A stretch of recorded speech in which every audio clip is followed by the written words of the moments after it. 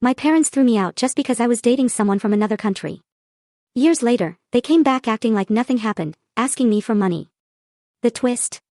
The help they needed came from the very man they once despised. You know, they say you can't choose your family. What they don't tell you is that sometimes, your family will choose to break your heart, publicly and ruthlessly, for daring to live your own life. And then, years later, they'll show up at your door, begging for the very thing they tried to destroy. That morning, my coffee maker picked the exact moment to give up on me.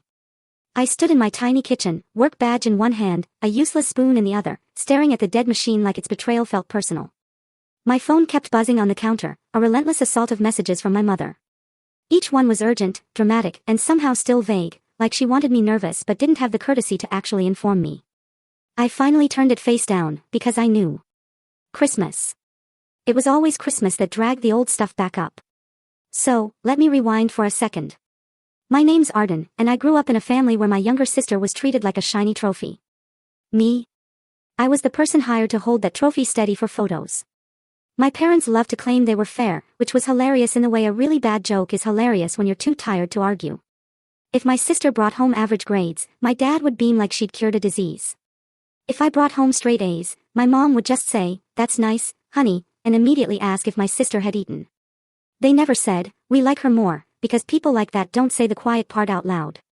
But they made sure I felt it anyway. I learned early that pushing back only got me labeled dramatic. So, I got good at swallowing things, smiling, and saving my anger for later, when I was finally alone. In college, I met the man who would become my husband. And I'm going to try to avoid sounding like a romance commercial here, but he was the first person who ever looked at me like I wasn't just background noise. He wasn't from the same place as me, and yeah, that mattered to my parents in the worst possible way. He was finishing school on a visa, working the kind of jobs everyone calls respectable, until they're done by someone with an accent. He had this calm, steady way of talking that made me feel safe, even when my own world was spiraling. We tried to keep things quiet for a while. I knew my family, and he didn't want to be the reason I got dragged through the mud again. But feelings don't ask permission. When I finally brought him to my parents' house, I tried to make myself believe they'd at least try. I even bought a pie from a little bakery near campus, hoping the moment would feel normal, just a daughter introducing the person she loved, expecting awkward hugs and too many questions. Instead, my father shook his hand like he was touching something suspicious. My mother gave that tight smile, the one that meant she'd already decided you were a problem. My father asked where he was from, then asked what his real plan was, and then, with a straight face, suggested he was only with me to get a green card. I remember holding that pie like it was a shield. And I remember my cheeks burning, not because I was ashamed of my boyfriend, but because I was ashamed of them. My sister just sat there on the couch, scrolling on her phone, barely hiding her smirk, like this whole humiliating scene was pure entertainment. On the drive back, my hands were shaking on the steering wheel, replaying my father's words, thinking of all the times I'd begged my parents to see me as a real person, not just a problem to manage. My boyfriend kept saying it was okay, that he'd seen worse, but I could tell it hurt him. The worst part was how familiar the pain felt, like I'd walked back into a room I'd spent years trying to escape. My brain immediately went into survival mode. That night, my mother sent a message that read, "We need to talk about your choices." I stared at it so long my eyes watered. I knew exactly what was coming, and I hated that a part of me still wanted their approval. Yes, I know. Don't yell at me. By the time stores started putting out fake pine garlands in early fall, my mother had already decided Christmas would be the stage where she proved I was the villain.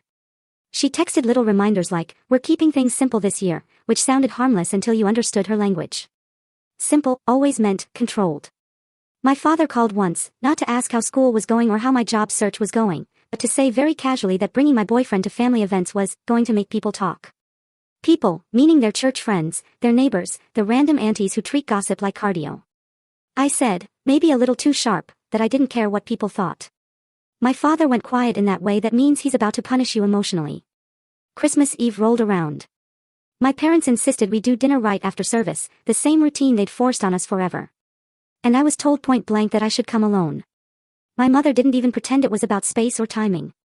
She said she didn't want drama at the table, which was rich, considering she is the drama. I asked if my sister's boyfriend was invited, and she said, "He's practically family," like the words were automatic. When I pushed, she hit me with, "Arden, don't make this about you," a sentence my family loves so much, I'm surprised they don't embroider it on pillows. So, I went alone. I showed up with a bottle of sparkling juice because I didn't want to arrive empty-handed. I remember standing in their hallway, taking my coat off, listening to my sister laughing in the living room.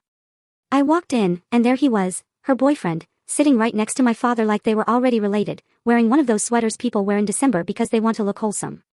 My father clapped him on the shoulder and said, "Loud enough for everyone, now that's a young man who belongs here." I felt my stomach drop, like my body understood the insult before my brain even caught up. At the table, my mother kept steering the conversation away from me like I was a pothole. If I mentioned my job interview, she'd interrupt to ask my sister how her hair appointment went. If I mentioned that my boyfriend got an internship, my father would say something like, "Well, as long as he's doing it the right way," and then wink at my sister's boyfriend like they were sharing a joke. I sat there, chewing food I couldn't taste, smiling so hard my face hurt, trying not to cry, because crying in that house just gave them more ammunition. After dinner, one of my aunts cornered me near the sink and asked, in that too sweet whisper people use when they want to sound caring, where my boyfriend was. I told her my parents said he shouldn't come. She made this little face, half pity and half judgment, and said, "Oh, honey." Like I was a case study. That was the moment my anger finally started to heat up. Not in a clean, empowering way, but in a messy, humiliating way, where I wanted to flip the whole table and also disappear into the floor. My mother called me later that night, crying dramatically, saying I was breaking my father's heart. I remember holding the phone away from my ear, thinking, how is it always my fault when they're the ones being cruel? When I got back to my apartment, my boyfriend was waiting up, sitting on the couch in sweats with 2 mugs of tea, like he'd been bracing for impact. The second I saw his face, the tears came. I told him everything in this rambling, ugly spill of words. He listened without interrupting, which somehow made it worse, because I wanted him to tell me my parents were wrong in some dramatic speech. Instead, he held my hand and said very quietly, "I don't want to be the reason you lose them." I said, "You're not." But even as I said it, I felt that old fear crawling up my throat, because my family had trained me to believe love always comes with a threat. A couple months later, my sister announced her engagement like she was delivering world peace.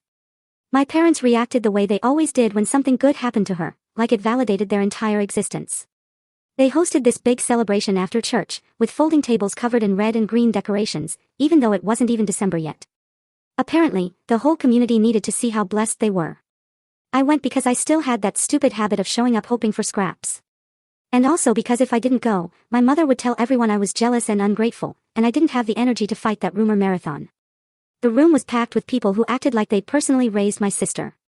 Every time someone hugged her and squealed, my mother would glance at me like she was checking if I looked miserable enough.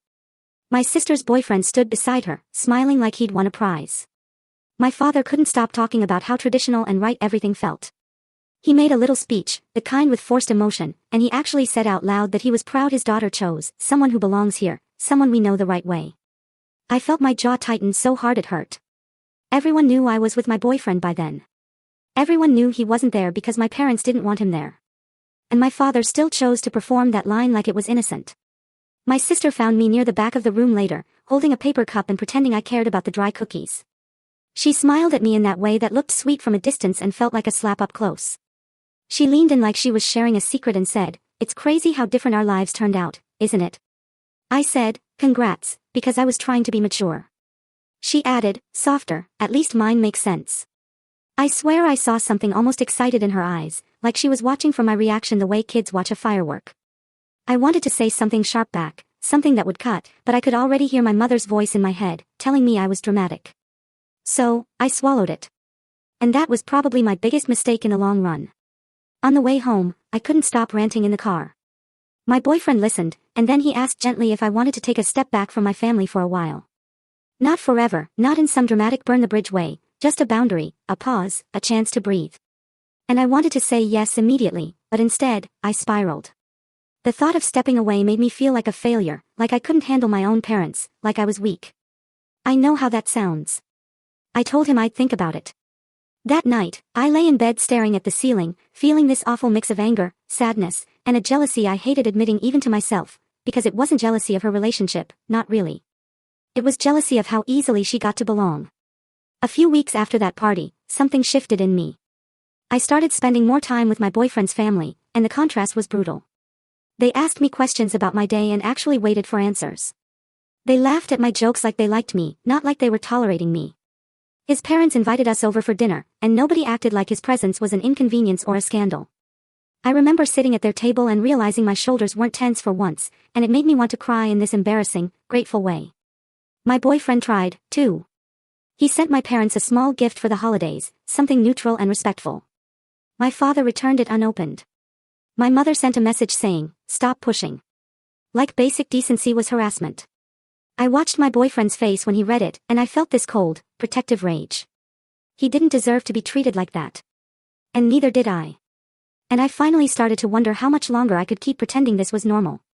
The proposal itself wasn't some fancy public spectacle, thank God. If my fiancé had gotten down on one knee in a crowded restaurant, I probably would have panicked and started crying into someone's appetizer. He did it on a quiet weekend when we were home, still in pajamas, our tiny living room smelling like cinnamon from a candle we'd lit to pretend we were adults with cozy hobbies.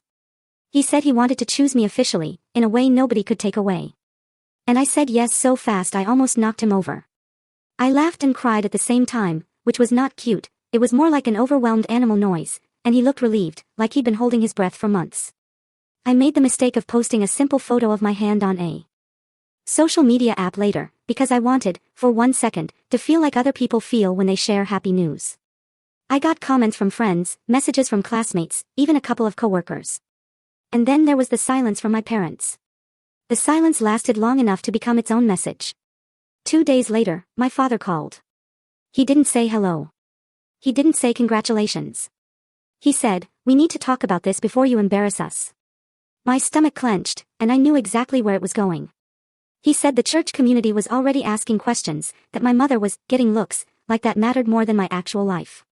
He kept saying my fiancé was using me, that I was naive, that I was throwing my future away. I tried to argue, and my father cut me off with, "You don't get it, Arden. You're not thinking about the family." My mother grabbed the phone mid-call, and I could hear her breathing hard, like she'd been rehearsing tears. She said, "If you marry him, you're dead to us." And then she listed consequences like she was reading a menu. They'd take me out of their will. They'd cancel the car insurance that was still under their name because I'd been trying to save money while I finished school. I wasn't allowed to come to my grandmother's house anymore. She said it like she was protecting me from a bad decision, but it felt like she was threatening to erase me. I hung up and sat on my kitchen floor, back against the cabinets, staring at the tile like it might explain something. My fiancé found me there and asked what happened. I told him, and he went quiet. I could see the guilt start to spread across his face. He said again that he didn't want to be the reason I lost my family. And this time, I snapped. I said, probably too harsh, that I was already losing them long before he showed up. I told him about every birthday they forgot, every milestone they shrugged at, every time they used me as the responsible one so they could baby my sister. I said, they don't want me. They want control. Hearing it out loud made me shake, because it meant I had to admit the truth. My sister called a few hours later, acting like she was concerned. And for about 30 seconds, I almost believed her. She said, "I'm worried about Mom and Dad. They're upset." And then, like clockwork, she pivoted into telling me I should reconsider because I was making everyone uncomfortable. I told her calmly that this wasn't about her. She laughed, actually laughed, and said, "Everything is about me, Arden. You hate that." And then she went off, accusing me of being selfish, of always needing attention, of being desperate to look rebellious. I remember gripping the phone so hard my fingers hurt, thinking, wow, she doesn't even see herself as cruel. She sees herself as honest. After that, my parents stopped responding to invitations, letters, even my little attempts at peace. They refused to meet my fiancé. They refused to talk to me unless it was to demand I change. A cousin I trusted called to warn me my parents were telling people I was being manipulated by a foreigner, like my own brain had fallen out of my head. My fiancé asked me one night softly if I wanted to postpone the wedding, to lower the temperature. I stared at him and realized he was offering to shrink himself again, to make my family more comfortable. And something in me hardened. I said, no. I'm tired of apologizing for existing. On the morning of the wedding, I woke up before my alarm, my body basically vibrating with nerves. The first thing I did was check my phone, like an idiot. I had this tiny, pathetic hope that my mother would text something like, "We're on our way," because hope is stubborn and embarrassing. Instead, there was a message from her that felt like it was written with a smile. She said they wouldn't be there, that I was choosing pride over family, and that this marriage was going to fail because I was being reckless. She ended it with, "Don't come crawling back," which was creative, I'll give her that. I stared at the screen and felt this weird mix of numbness and rage, like my brain couldn't decide which emotion deserved the spotlight. My husband knocked on the bathroom door, asking if I was okay. I lied and said yes, because it was our wedding day, and I didn't want to ruin it by letting my mother live in my head rent-free. At the little ceremony, his family showed up early, excited, bringing flowers and snacks and way too much enthusiasm. And it was sweet and also painful, because every kind gesture highlighted the empty chairs we saved for my parents. Someone asked casually if my family was running late, and I said they had other plans. Then I had to swallow hard because my voice tried to crack. Later that afternoon, my sister posted photos from a beach trip with my parents, all of them smiling under the sun with captions about peace and family time. They did it on purpose. They wanted anyone who cared to see that they were choosing each other and excluding me, like it was a moral stand. I stared at those photos, hands shaking. And then I did something impulsive and petty that I'm not proud of, but I'm also not sorry about. I blocked them all. My mother, my father, my sister, even my grandmother, because she always backed them up, and I was tired of being the family scapegoat while she acted like she was above it. That night, after the guests left and the house got quiet, I sat on the edge of our bed, still wearing my wedding hair and half my makeup, and I finally let myself feel it. I cried until my face hurt. My husband held me and kept whispering that I wasn't alone, and I believed him, but it still felt like someone had cut a piece out of me. I kept thinking about how my parents could skip their own daughter's wedding and sleep fine. And then I kept thinking about how they weren't skipping me, really. They were punishing me. And that was the difference. Punishment means you mattered enough to control. After the honeymoon, which was basically a cheap weekend trip because we were broke, real life hit fast. We moved apartments twice in 1 year because rent kept jumping, and we took whatever jobs we could get. I worked in an office where my boss acted like the building would collapse if I took a lunch break, and my husband picked up extra shifts whenever he could, because the paperwork and fees around his immigration situation were a constant drain. It wasn't some dramatic nightmare. It was the steady grind of trying to build a life while money kept slipping through our fingers.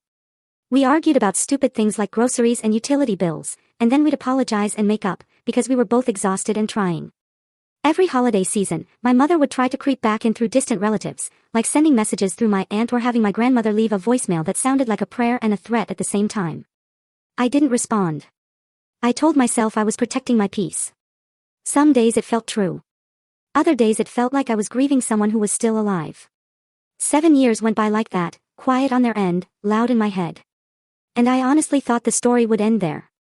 I thought the punishment would be permanent. And in a weird way, that was easier, because at least it was consistent.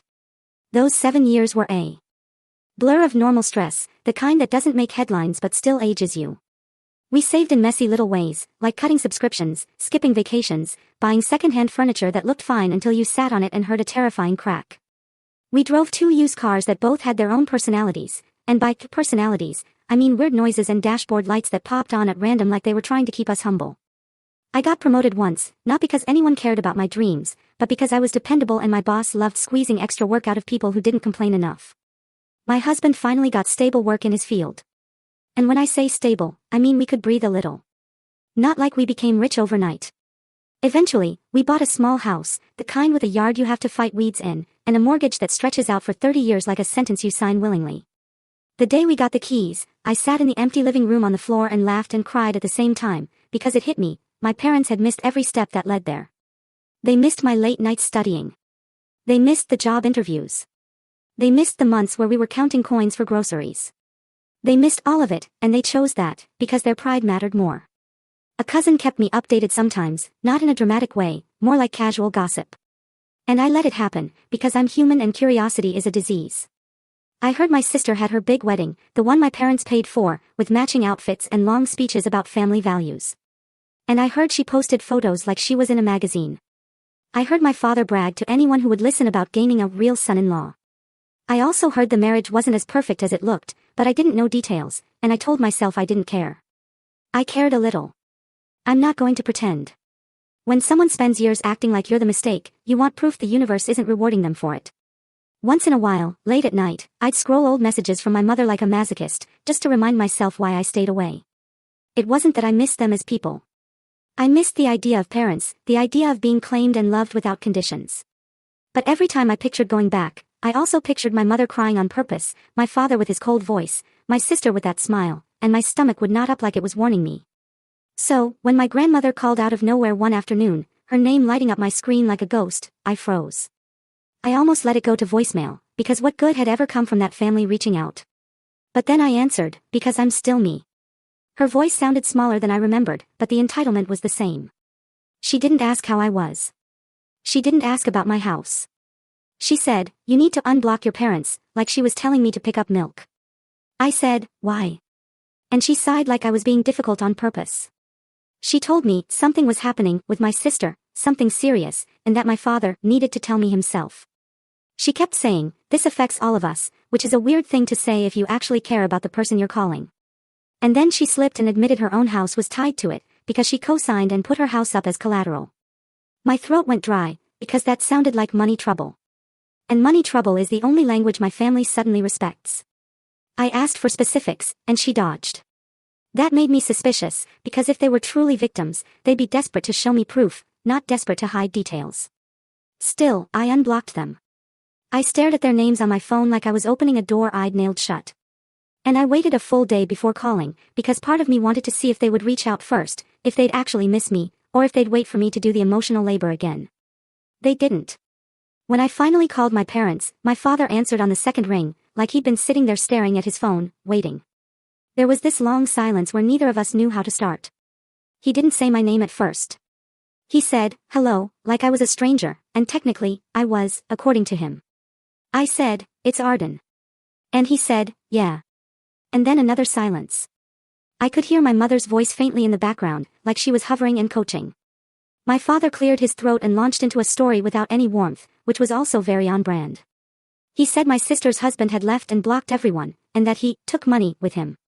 My father kept using that word, money, like he was tasting it. He said it like the betrayal was primarily financial, and my brain immediately lit up with suspicion, because if your daughter gets abandoned, you usually lead with your daughter, not your wallet. My father said they trusted him because he claimed he knew investments, that he could help them build wealth, and now everything was falling apart. I asked what he meant by investments, and he started talking in vague terms about retirement accounts and pulling money out early. He said they used some kind of credit line against their house.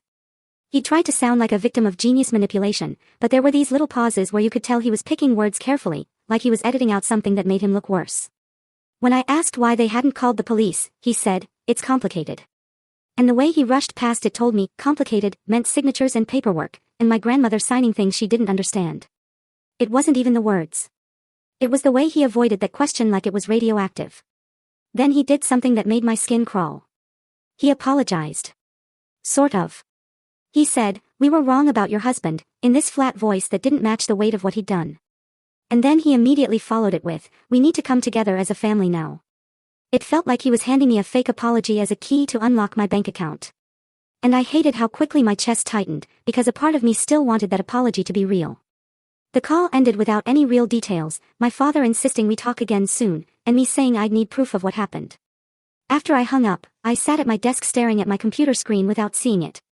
My husband walked in and asked why I looked like I'd seen a ghost. I told him my father called for money, basically. He didn't even look surprised, which made me feel both validated and sad. He said, "Whatever it is, we don't give them anything without clarity." And I nodded, but my stomach was already doing that nervous flip where you can tell something bigger is coming. The next day, my father called again, and this time he sounded more urgent, like the panic had finally broken through his pride. He mentioned casually that he knew we worked stable now, because he'd heard through people. I swear I felt violated, like he'd been watching my life from behind a curtain without ever stepping into it. He said it would be fair for me to help my sister, because she'd had a baby and she was struggling. I almost choked on my own spit, because the audacity was unreal. I asked how he knew my life details after all these years, and he ignored that and kept going. I told him I'd need documents, bank letters, anything real. He got defensive instantly and blurted something about letters from the bank about the building, and then he stopped like he'd accidentally confessed. I said, "What building?" He stuttered and tried to backpedal, saying he meant, paperwork. And then, like a magician desperate to distract you, he changed the subject and warned me not to involve the police because it would ruin my sister's life. That was the moment my suspicion solidified into certainty. Because if someone stole from you, you don't protect them, unless you're not actually the victim you claim to be. I wrote down everything he said afterward in my notes app, like I was collecting receipts, because I didn't trust my own brain not to second-guess itself later. Then I sat there thinking about my father, my proud, judgmental father, begging for help and still trying to control the narrative. And I realized he hadn't changed at all. He'd just run out of options. My sister called the next evening, and the second I saw her name, my stomach did that drop it always does. Like my body remembers betrayal better than my brain does. I answered, because curiosity is my toxic trait, and also because I wanted to hear her voice once, so I could measure whether she sounded guilty or scared or anything human. She started sweet, like weirdly sweet, saying she missed me, saying she thought about me, saying she hated how things ended. I almost laughed out loud. Where was that energy when I got married? When I bought a house? When I existed for years without them? Then she got to the point so fast it gave me emotional whiplash. She said she needed help, real help, monthly help, like a couple thousand every month, because she had a baby and bills and legal stuff and she was drowning. She said it like it was obvious I'd step in, like I was a backup plan she'd always kept in her pocket. I asked what happened with her husband, and she gave me this rehearsed story about him disappearing, about him taking money, about him being heartless, but the details were sloppy. She said he had no family, that he was basically alone in the world, and the way she said it was too quick, like she was trying to block off a path before I even walked it.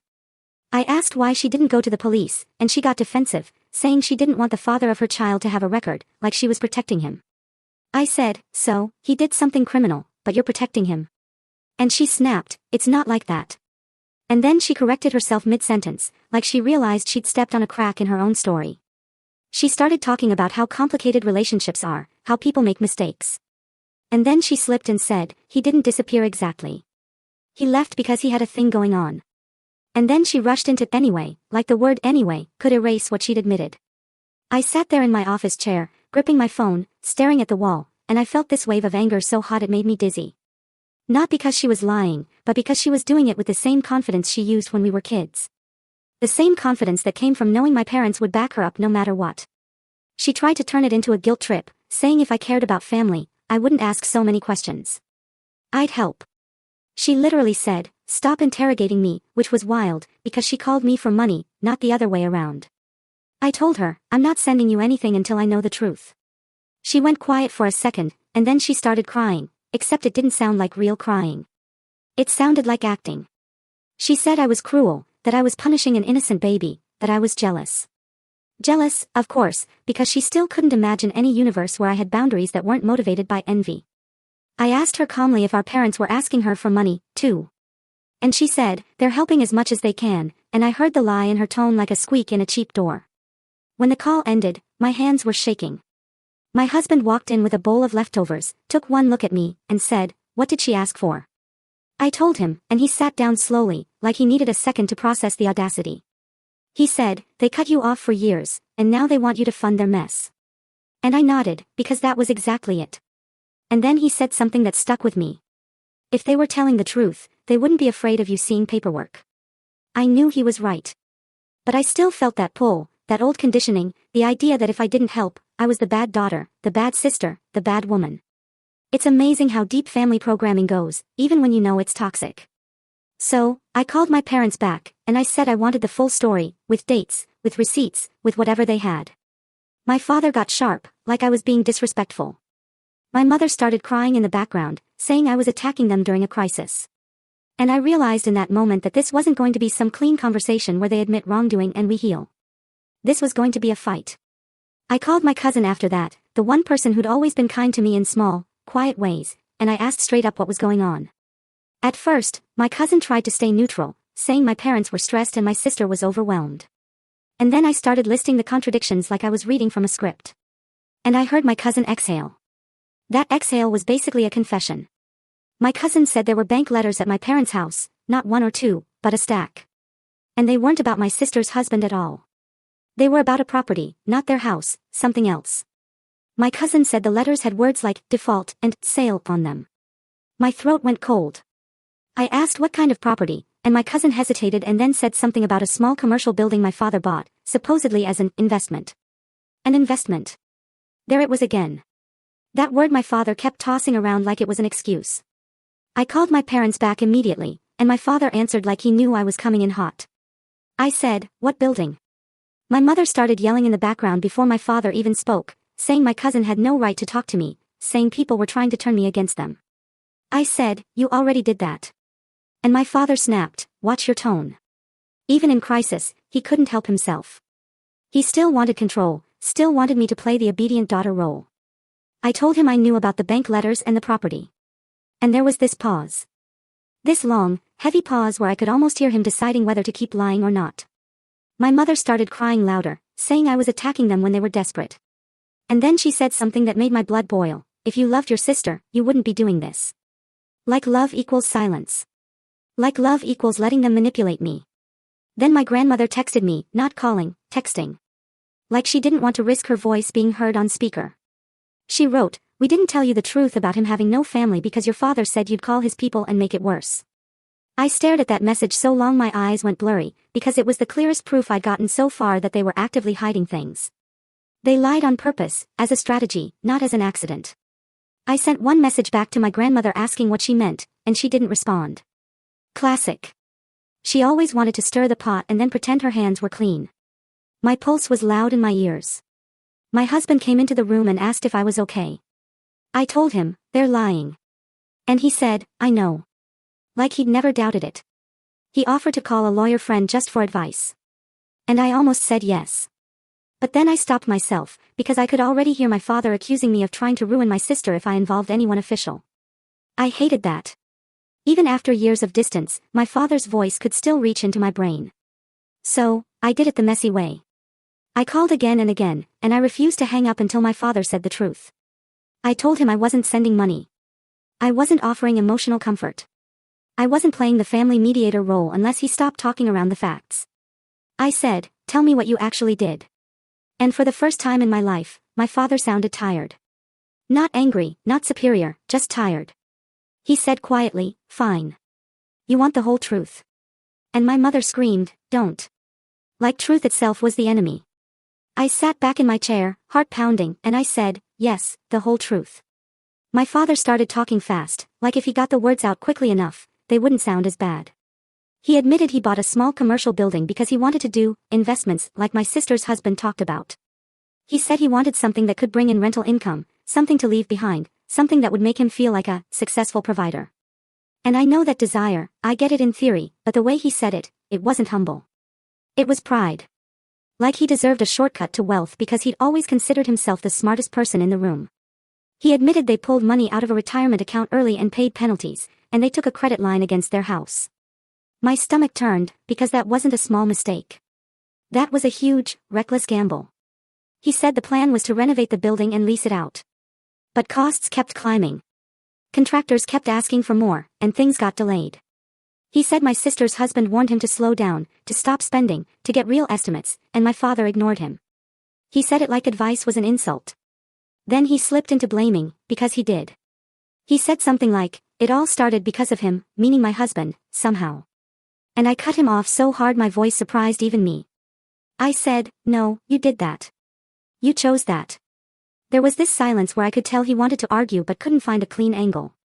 My mother grabbed the phone and started sobbing, saying they were under pressure, saying they did it for the family, saying my sister deserved stability.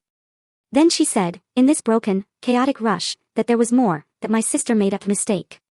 And I felt my body go cold, because my mother doesn't confess things unless she has to. She said my sister had an affair and the baby wasn't actually her husband's. My brain literally stalled. I just sat there staring at nothing, like my mind needed a second to catch up to my reality. My father came back on the line and sounded furious. Not at my sister, not at himself, but at the situation, like it was unfair.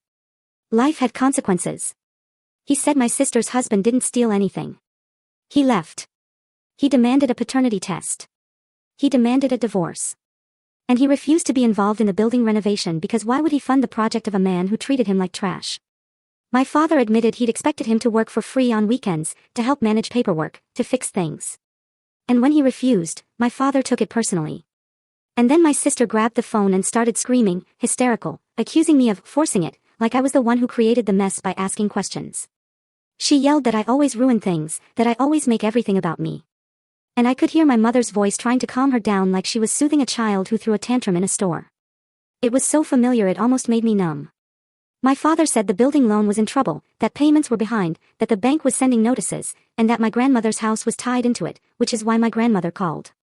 He said they needed money to finish repairs and stop foreclosure. And he said it like it was a group project, and I was the lazy teammate. I said, "So you cut me off for years. You smeared my husband. You skipped my wedding. And now you want me to save your investment." And my father said, "We're family." The way he said it made me want to throw my phone into the wall. After the call ended, I sat there shaking. My husband wrapped his arms around me from behind, and I realized I was laughing, but it wasn't funny laughter. It was the kind of laughter that happens when your brain is overloaded and needs an escape hatch. I kept repeating, they didn't miss me. They missed what they think I can do for them. My husband kept saying, I know. And I felt this weird grief, not for them, but for the version of me that had still been hoping they'd come back with love. I didn't sleep that night. I lay in bed staring at the ceiling while my brain replayed every part of the call like it was trying to find a loophole where my parents weren't the villains. I kept thinking about my sister's baby, and I felt this guilty pinch in my chest, because a baby didn't ask for any of this. But then I'd think about my mother's voice saying I was dead to them, and my guilt would flip into anger again. Emotional whiplash is basically my cardio at this point. The next morning, my father texted like nothing had happened, like we just chatted about the weather. He wrote, meet us. No. No address, just a command. Like I was still 17 and grounded. I ignored it. And then my mother started calling over and over until my phone looked like it was being attacked. My husband asked me what I wanted, not what they wanted. And that question hit me harder than any of their guilt trips, because I realized I'd been reacting to them like a reflex. I told him I needed to see it with my own eyes, the paperwork, the reality, because otherwise my brain would keep doing that thing where it tries to soften the truth to protect the fantasy of having parents. So, I agreed to meet them in a neutral place, a little coffee shop near their neighborhood, because I wasn't stepping back into their house like nothing happened. I got there early and sat in a corner with my coat still on, hands wrapped around a cup I wasn't even drinking. I watched people come in and out with their normal problems, their normal conversations, and I felt weirdly jealous of them, because their lives looked uncomplicated, and mine was still tangled in the same family knots. My parents walked in like they owned the place. My father didn't hug me. My mother didn't ask how I was. They sat down, and my father pulled out a folder like he was presenting evidence. He slid a paper toward me and said they needed $10,000 now to keep the bank from taking the place, which, by the way, was my emergency fund for 6 months. 10,000 was the today number. The real number was what he wouldn't say. My sister arrived late, pushing a stroller, and she looked exhausted and angry at the same time, which I would have felt bad about if I didn't know how quickly she turned exhaustion into entitlement. My father slid papers across the table and said, this is what we're dealing with. It was bank notices, contractor invoices, and letters that made my stomach clench, because even without understanding every term, I could see the pattern, overdue. Overdue. Overdue. My father started explaining how the building just needed, a little more, to be finished, how once it was repaired, they could rent it and everything would be fine. And I could hear the delusion in his voice. He sounded like a gambler, insisting the next bet would fix the last bet. My mother leaned in and whispered, we wouldn't ask if we had another choice. And they had choices, they just didn't like them. They could sell the building at a loss. They could downsize. They could ask their golden child to get a job that actually covered her bills. Instead, they were sitting across from me like I was their emergency exit. My sister tried to make it about the baby, because that's her best weapon now. She pulled the blanket back to show me this tiny face. And for a second, my heart did soften, because I'm not made of stone and babies are unfairly disarming. Then my sister said, this is your niece, in this pointed voice, like the word niece was supposed to unlock my wallet. I said, she's beautiful.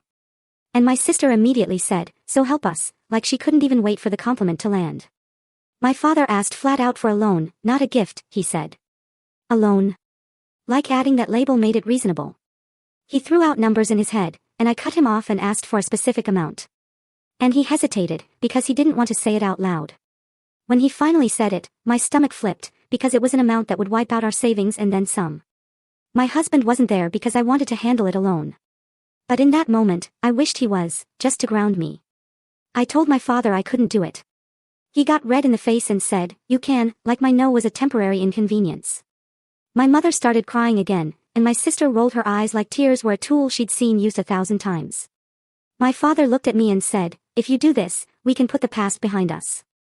And I said, that's not how that works. And then, because he can't help himself, he brought up my husband again, saying, if I'd married the right kind of man, maybe none of this would have happened. I felt this cold clarity settle over me.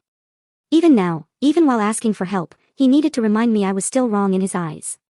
I stood up, pushed the folder back toward him, and I said, you need to sell the building. My father said, we'd lose money. And I said, you're losing money now. My mother asked, what about my grandmother? And I said, my grandmother shouldn't have signed anything if she didn't understand it.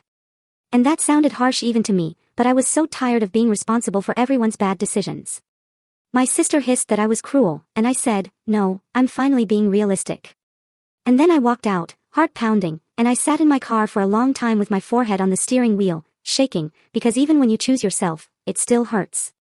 That night, my cousin texted me, nervous, saying my parents were telling everyone I refused to help and that I was heartless.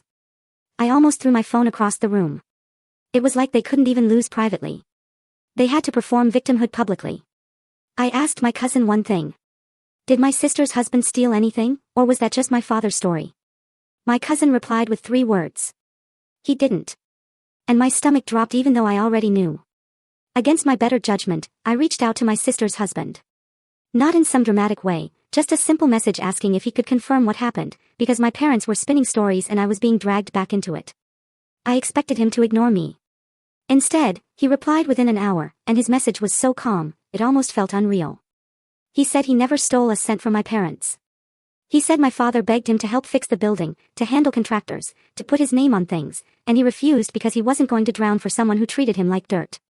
He said the marriage ended when he found out about the affair. And yes, he demanded a paternity test. And yes, he was done the second the truth was undeniable. He didn't sound cruel either, which somehow made it worse, because it meant my sister couldn't even pretend he was a monster.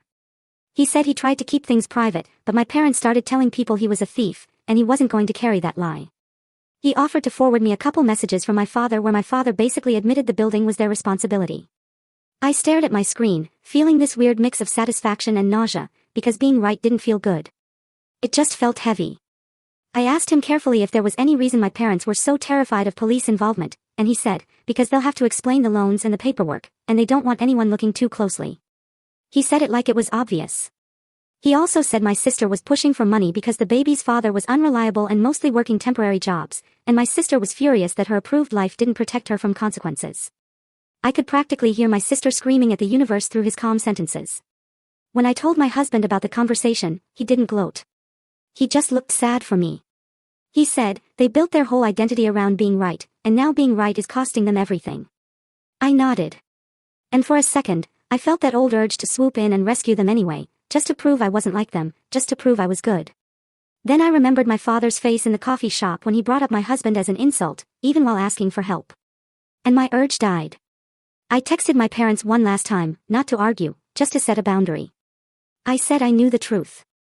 I knew they lied about my sister's husband stealing.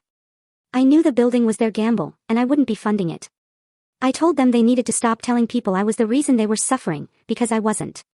My father replied with one sentence. So you're choosing strangers over your own blood. And I stared at that message and thought, no, I'm choosing reality over your fantasy. But I knew he wasn't capable of hearing that. They didn't take my boundary well, which I know is shocking, because my family has always been famous for respecting me. 2 days later, my doorbell rang in the early evening, right when my husband and I were trying to eat dinner in peace. When I checked through the window, my parents were standing on my porch like they belonged there. My sister was behind them with a stroller. My first thought was, oh my God, they're doing this. They're using my address like it's a public meeting spot. I opened the door but kept the screen locked, because I'm not stupid. My father started talking immediately. Not even hello, just, we need to talk. My husband stepped beside me, calm but firm. My mother looked past him like he wasn't even a person, like her daughter was a piece of furniture she was there to reclaim. My father tried to push the conversation into the doorway, and I said, no. Outside. My sister huffed and said, you're being dramatic. And I almost laughed, because she would. They stood there and unloaded their panic onto my porch. My mother cried. My father threatened.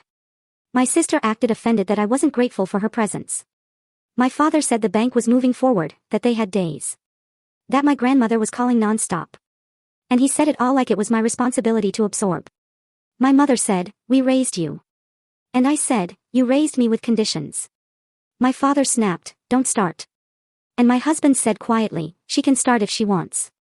That was when my father finally looked at my husband, and his face did that tight thing, the look he saves for people he thinks are beneath him. My sister suddenly started talking about the baby again, rocking the stroller like she was presenting evidence. She said, you're going to let her suffer. And I said, she's not suffering right now. You're the one spiraling. My sister's eyes flashed and she hissed, you're so cold. And I said, I'm tired. My mother tried to step closer, reaching for the screen like she was about to grab my hand, and I stepped back. She froze like I'd slapped her. And for a second, I saw how offended she was that I was allowed to have a body that didn't belong to her. My father lowered his voice like he was trying a different tactic. And he said, if you help, we can fix this. We'll accept your husband. We'll come to holidays. We'll be a family again. He said it like it was a generous offer. And I felt my throat tighten, because the little girl in me still wanted that. Still wanted to be chosen. But the adult me heard it clearly. It was another transaction. I said, you can't buy your way back into my life with promises you didn't mean for years. My father said, so that's it. And I said, yeah, that's it. My sister lost it. She started yelling that I always thought I was better than them. That I married someone different just to spite our parents. That I ruined her life by refusing to help. And my husband finally said, louder, you ruined your own life by lying and cheating and letting your parents blame everyone else. It got quiet in that instant, like someone cut the power. My sister stared at him like she couldn't believe someone had spoken to her like that. My mother gasped like he swore in church. And my father stepped forward, angry. My husband didn't move. He just held his ground. No yelling, no threats, just a calm wall. A neighbor walked by on the sidewalk and slowed down. My mother suddenly got embarrassed, wiping her face fast, because public image is her religion. My father saw the neighbor too and shifted into a smaller voice, still angry but more controlled, and he said, fine, we'll remember this. My mother said, you're doing this to us. And I said, no, you did this to you. And my voice shook, but it didn't break. When they still wouldn't leave, my husband asked me if I wanted him to call for help. And I hated that it had come to that, but I nodded, because boundaries without enforcement are just wishes. My father scoffed when he heard that, like it was ridiculous. But then when my husband actually pulled out his phone, my parents backed up like the porch suddenly became dangerous ground. My mother whispered, don't. And my father grabbed her arm like he was steering her away from humiliation. My sister stood there a second longer, eyes wet and furious, and she said, you're going to regret this. And I said, maybe. But not today. Then they finally left, and I closed the door and locked it. And I leaned against it, shaking, because even when you choose yourself, it still wiped me out. After they left, my husband and I stood in the kitchen, staring at each other. The dead coffee maker still sitting there like a witness, like we just survived a storm that hit only our house. He asked, what do you want to do now? And the answer came out clean. I said, I'm blocking them. Not as drama, just as maintenance, like tightening a loose screw. I sent one last text first, because apparently I still like closing doors with words. I wrote, you don't miss me. You missed the idea of my money. Sell the building and stop using a baby as leverage. Then I blocked my mother, my father, my sister, and my grandmother. And my phone went quiet in a way that felt almost suspicious. And yeah, I still get that ache around holidays, but my father's acceptance speech cured a lot of it. My cousin texted me later with updates. They sold the building, and the sale kept my grandmother's house safe for now. He said they were still calling me ungrateful at church, and my sister was still protecting the baby's father. I read it, took a breath, and that morning, the coffee maker was dead. So, I made tea, turned my phone face down, and let the silence be mine.